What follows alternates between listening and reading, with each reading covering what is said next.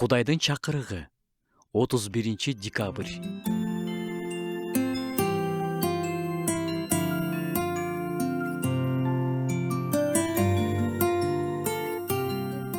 Бүгүн 2025-жылдын акыркы күнү. Ушул күнү артты карап, артта калган жылга мен эмне калтырып келдим десек.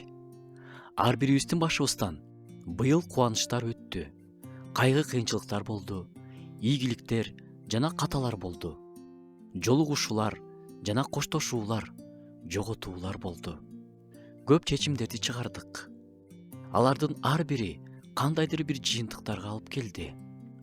Чыгарып алган туура эмес чечимдердин кесепеттерин да көрдүк. Элчи Павыл мындай дейт: арттагыны унутуп, алдыга умтулам. Өткөн өттү, кеткен кетти. Артта калган нерселер менин келечегиме таасирин тийгизбеши керек. Ооба, өткөндөн биз сабак алабыз, тажрыйба жана акылмандуулук алабыз. Бирок артта сөзсүз калтырышыбыз керек болгон нерселер бар. Күнөөлөрдү жана каталарды калтыралы.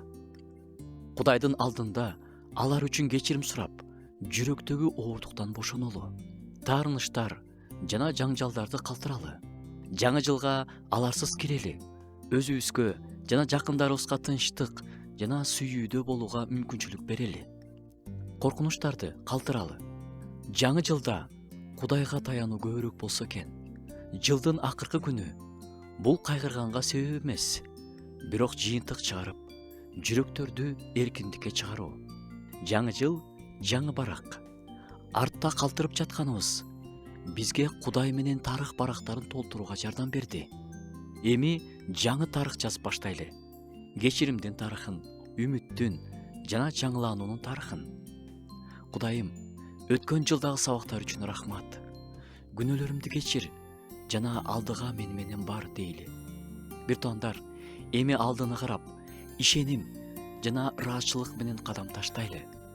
Алдыдагы жыл Кудайдын ырайымына, тынчтыгына жана сүйүүсүнө толгон жыл болуусун каалайбыз.